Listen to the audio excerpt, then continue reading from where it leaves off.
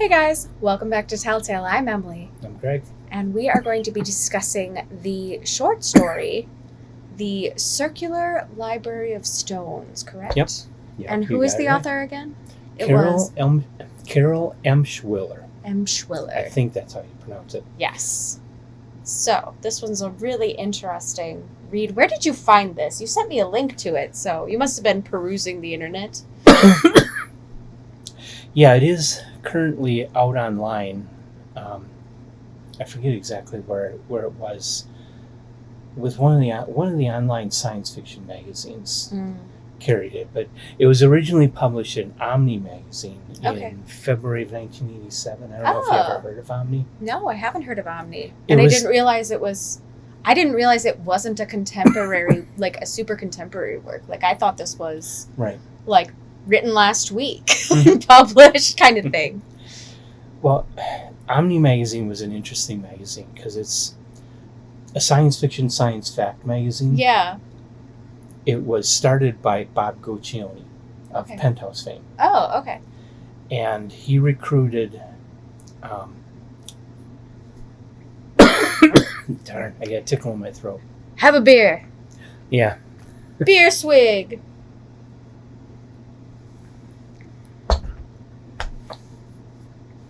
He recruited the guy, Ben Bova, who succeeded John Campbell as editor of Analog. Okay. He recruited him away from Analog to be the editor of Omni magazine. Cutthroat competition up in here. Well, Omni magazine had a lot of money behind it, which was a first for a science fiction magazine, and a big publishing empire behind it. Ooh. And it was a very slick, more expensive magazine. It was glossy pages throughout.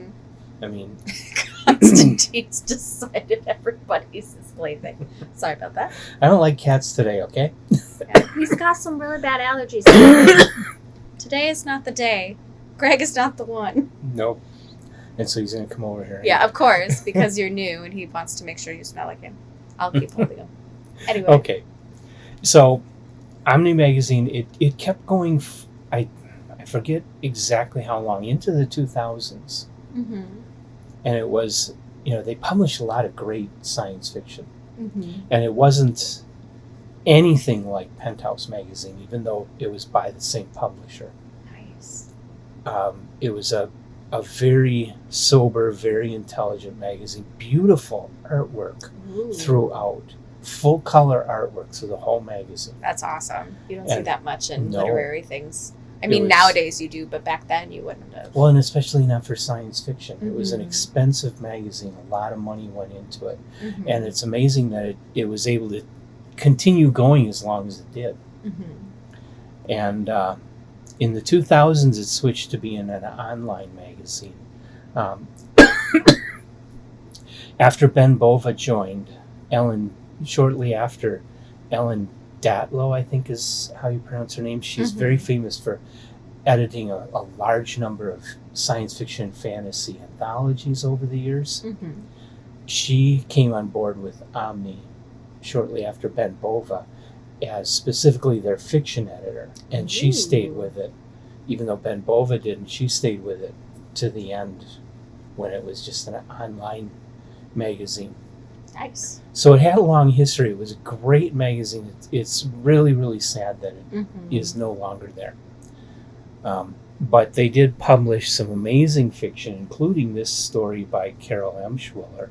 Now, Carol Emshwiller has an interesting story, too.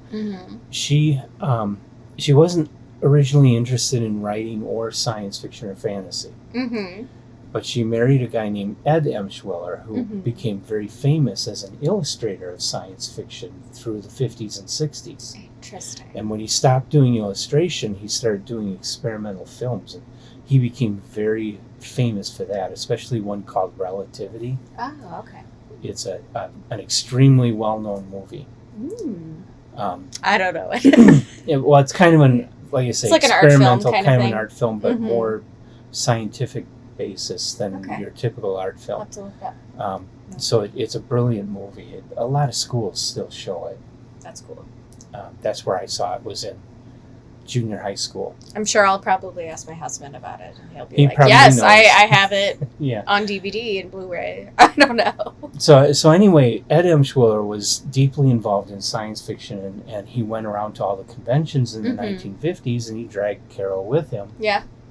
Because it was the 50s, and she was his wife. Yeah. So she got to know all the fans and got interested from that route, which is kind of unusual. Most people discover science fiction and then they discover fandom. She discovered fandom and then decided she liked it and wanted to try writing. So she started writing. That's fun. And she, in the 1950s, she wrote a lot of stories for the magazine of fantasy and science fiction. And then she kept writing in all the way till her death. Wonderful. And she died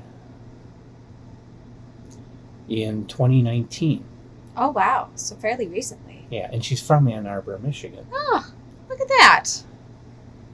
So, the Circular Library of Stones was published in Omni in February 1987. Do you want to give the synopsis? Yes. So this is a story of an unreliable narrator where you aren't sure if what she's experiencing is senility as she's aging or if it is genuinely happening as a fantasy. So this older woman is basically brought it upon herself to be an archaeologist of an area very near her home, where she's kind of going in and finding these stones, and she is certain, because of the placement of these stones, that it is a library of stones. And that there's all these different, like, fae-like or goddess-like beings that keep visiting her in her dreams, but she's also very dedicated to documenting all the stones she's finding through various means, such as she does her own, like, illustrations and things and sketches and journals, but she also does scribble journaling, where you kind of just start scribbling and kind of like it's more popular in paranormal stuff.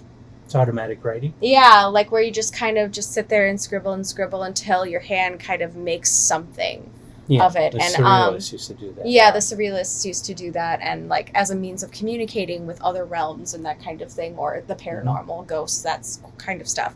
So she does that, but she believes it's the stones that are telling her things. But throughout the thing, you get hints that her daughters think that she's going senile and are moving things out of her spaces, which could be the senility where we don't know if things are actually moving out of her space or not. Right. It could be the senility where she's getting paranoid about it. But then she has a near-death experience, so she claims, and has a much more interesting spiritual interaction with these beings. But she realizes she has to give up all her stones and all these things. They ask her, basically, to give up all her stones and things if she wants to have more time with her daughters. And she kind of reconciles within herself, okay, I'll go to the home, I'll play the stupid games, I'll do the things, and I will give up my stones. And it kind of ends there, where she wakes up in her nightgown and that she didn't remember putting on in the yard while there's a gentleman and her daughters driving up in a big white van or something like that. So getting ready to take her away. And that's kind of where the story ends. And it's very interesting to unpack this because you are dealing with an unreliable narrator who's aging, but you're also dealing with someone who's very connected with nature and has a very intense relationship with spirituality. So it's really an interesting read. Yeah. And you don't quite know if it's a fantasy or not. And it's kind of fun to play with it. I think it was real. I think she was really experiencing those things because it did, like, she had the very, like, real sense that the second she chose to come back to life and not die, it all stopped. So it's very interesting to play with that. But yeah, so it was a really interesting read. I liked it a lot personally because I am a rock hounder.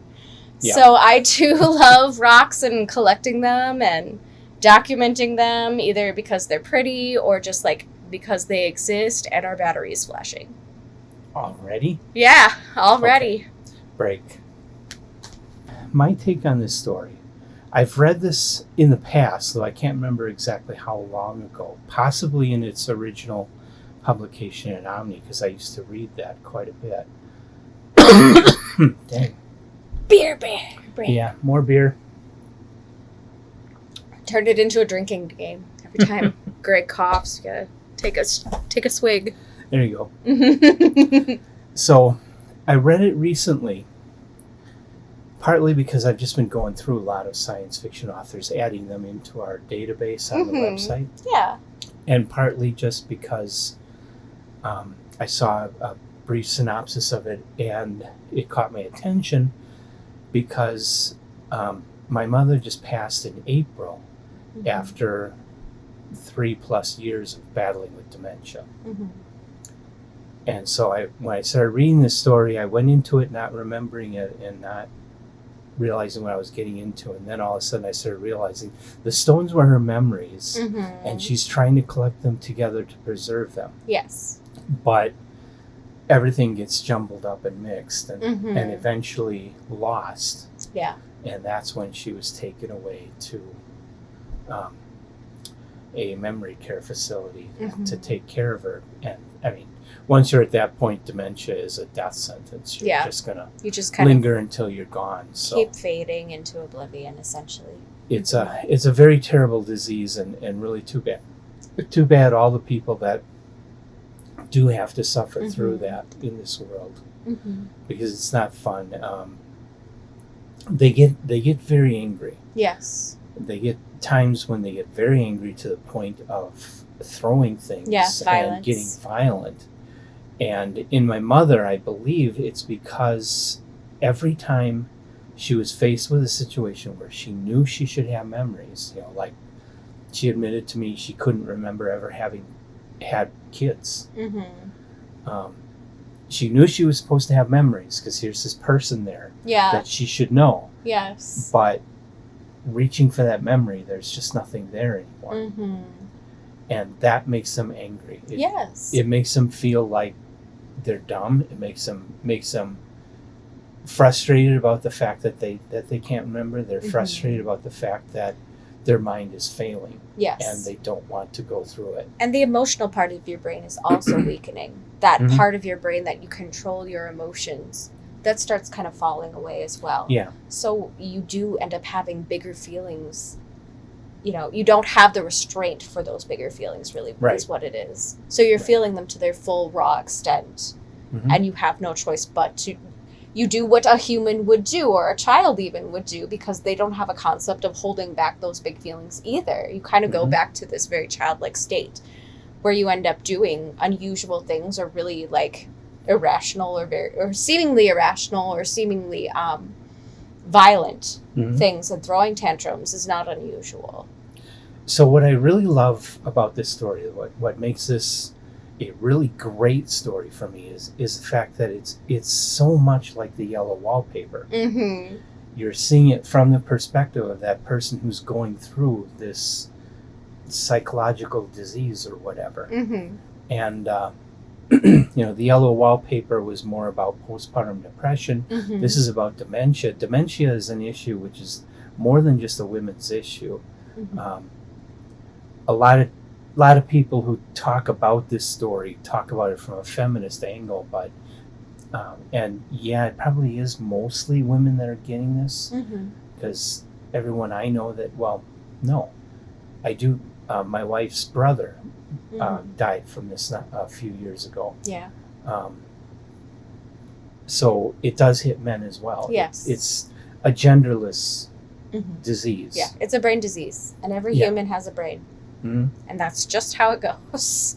And sometimes. So this story should resonate with everyone, because anybody who has known somebody that's been through this, and really anybody might go through this. Yeah. And dealing with those issues, every time you forget where you put your keys, or like in this case, I'm forgetting where I originally read this story, you start questioning.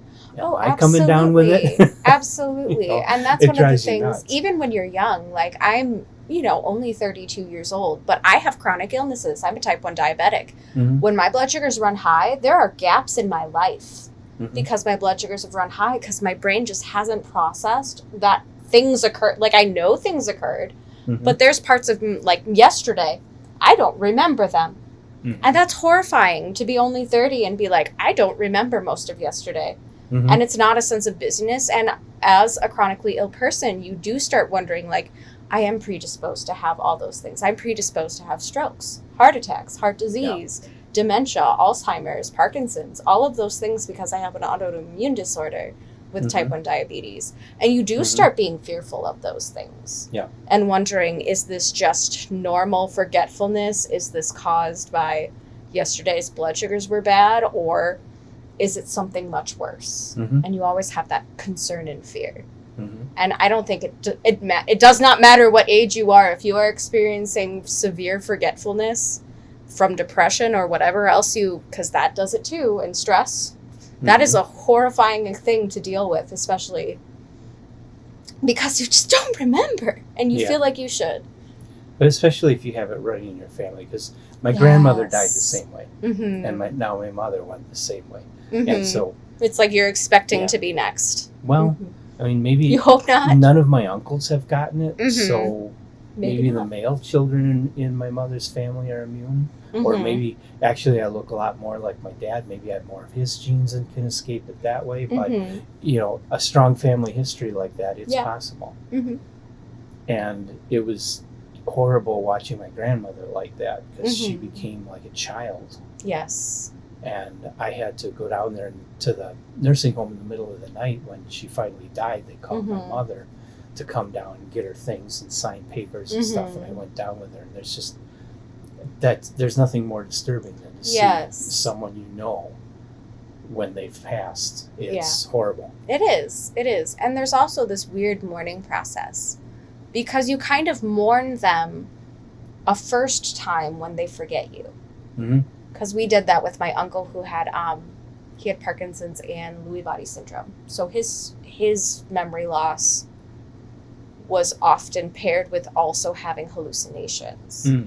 Sometimes paired with memories, sometimes just monstrosities or whatever he came up with on his own. Fear, mostly. Things he was afraid of.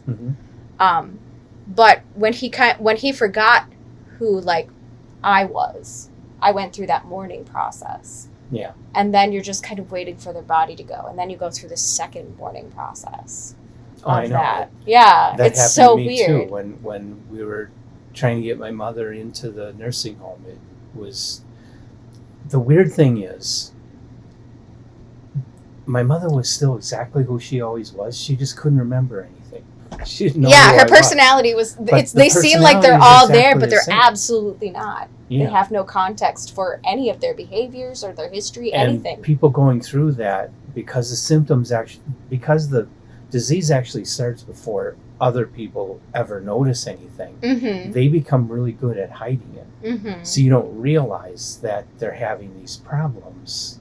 Yeah. They are just making it seem like everything's okay because they don't want to face it. They don't want you to. Yeah, and they're in denial of it sometimes too, where they're like, no, it's just old age. It's just old age. It's nothing more severe than that. I'm just old.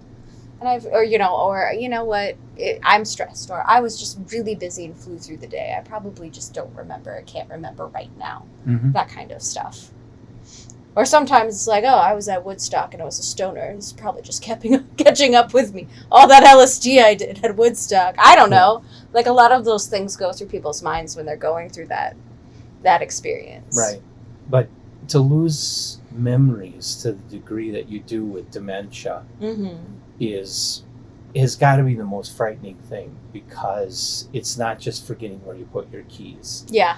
But my mother... It's forgetting people. My mother was afraid that somebody would steal her purse, so she hid it in her sewing machine cabinet. Yeah. So that nobody could find it, and then she forgot she put it there. So then she went around accusing everybody of stealing her purse. My brother finally did a careful inspection of her bedroom and found it. Yeah. And she had no memory of putting it there. And it probably seemed like something she wouldn't do ordinarily anyway, if she had enough cognitivity left to be like, I would not be that kind of person who would put it there. So, of course, she would blame it on other people. Yeah. My uncle went through that. The disease created this paranoia about her purse. Because she can't remember, and how can she trust anybody else? Yeah, or how can I trust that you're actually, you're actually a family member of mine? Yeah.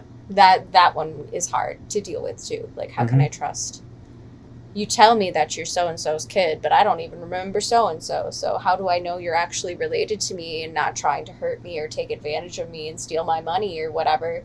Do I even have money? You know, that kind of thing. Yeah. It just becomes a big spiral, and it exacerbates so many other stresses. Mm-hmm. But yeah. So I found this story a brilliant, kind of fantastical, surreal type metaphor for what people actually go through who are suffering from this. Yes. I liked the kind of metaphysical experience as well, because this person was clearly a very spiritual person, and how they incorporated that into almost building new memories through this issue that they were having, because it was often paired with not just delusions but hallucinations and like basically building a new history. Yeah. Because theirs was gone. But I also like the spiritual aspect of that and all the symbolism that was included in it. There's some beautiful symbolism in here, and I love the writing style too. It's very like poetic, very lovely, and it makes it seem more graceful than the process actually is. But like if this is a real if this was a real person going through that, that is a remarkably graceful way to have dementia. And so or some other cognitive issue, whatever it was. And this is something I've been running into a lot of people that are just basically writing off everything before 1990 as a bunch of white old guys who are racist and sexist. And I'm sorry, Carol Emshwiller obviously was not a guy. She started writing in the 1950s. She was publishing in fantasy and science fiction at Galaxy right alongside the top authors like Isaac Asimov and Robert Heinlein. She was well respected, even though she's not known so well today. She just never had that blockbuster like foundation. And it could be the time she was in. There were it was very male dominated at that time.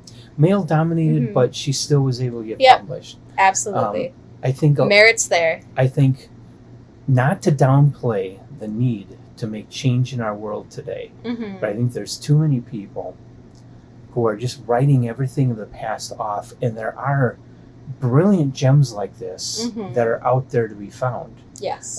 It's Sturgeon's Law. Theodore Sturgeon, another classic science fiction writer to check out.